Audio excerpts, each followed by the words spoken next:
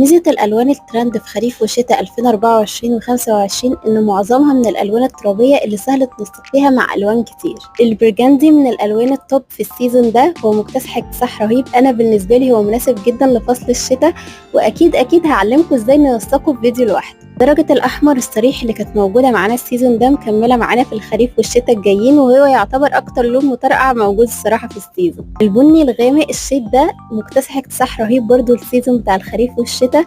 هو بصراحة غاب عن الموضة بقاله كتير ورجع المرة دي بقوة. أنا بعتبره من الألوان زي الأسود المحايدة اللي بتليق على كل حاجة. الأخضر الغامق أو درجة الأخضر اللي هي زي لون الزرع أو أوراق الشجر دي طالعة ترند جدا السيزون اللي جاي.